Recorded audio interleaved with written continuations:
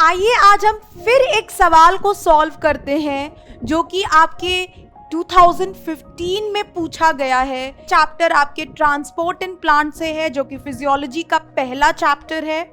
देखते हैं भाई सवाल हमसे क्या पूछ रहा है। तो सवाल कहता है Which one gives the most valid explanation for the stomatal movement? सवाल कह रहा है बच्चों कि भाई सबसे ज्यादा बेस्ट एक्सप्लेनेशन कौन सा है जो कि हमें ये बताता है कि दिन में स्टोमाटा खुलते हैं और रात में बंद होते हैं। Opening and closing of stomata is explained best by which theory among the given options? आ गया सबको भाई सवाल समझ में? आंसर भी बहुतों के दिमाग में फटाक से स्ट्राइक कर चुका होगा और सबने अपने +4 मार्क्स को अपनी मुट्ठी में कर भी लिया होगा। पर जो बच्चे नहीं कर पाए हैं और करना चाहते हैं तो भाई पूरे एक्सप्लेनेशन को ध्यान से सुनो ताकि अगली बार अगर आपसे ये सवाल पूछा जाए तो आप बिना मिस्टेक के, बिना हिचकिचाहट के फटाफट इस आंसर का सल्यूशन दे सको।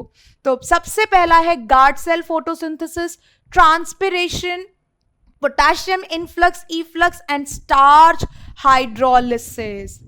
तो बेटा बहुत सारे साइंटिस्ट आए जैसे शुवेंडनर और भी बहुत सारे नाम हैं जिन्होंने कोशिश करी समझाने की कि क्या कारण है स्टोमाटा के खुलने का और बंद होने का। पर सबसे ज्यादा सफलता मिली साइंटिस्ट लेवाइट को। लेवाइट ने एक थ्योरी दी, एक्टिव पोटेशियम पंप थ्योरी, जो हमें सबसे अच्छे से एक्सप्लेन करती है कि कैसे दिन में स्टोमाटा ओपन होता है और कैसे रात में स्टोमाटा बंद होता है। लेवाइट ने हमें इस थ्योरी की मदद से बताया that guard cells are turgor operated valves.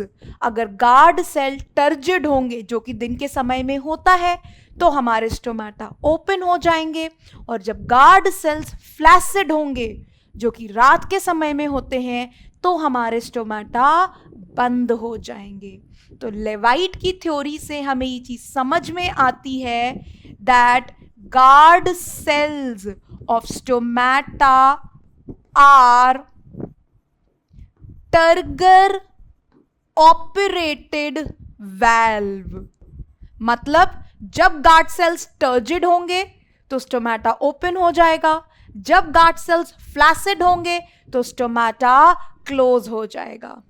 ये पूरी थ्योरी आप पढ़ो और आपको बिल्कुल क्लियर हो जाएगा कि इस सवाल का आंसर हमारा सी होगा, पोटेशियम इनफ्लक्स एंड इफ्लक्स। समझाया था साइंटिस्ट लेवाइट ने और बताया था कि भाई किस तरीके से स्टोमाटास ओपन होंगे एंड क्लोज होंगे। होपफुली सबको ये सवाल समझ में आ गया होगा और इसका आंसर भी बिल्कुल क्रिस्टल क्लियर हो चुका होगा।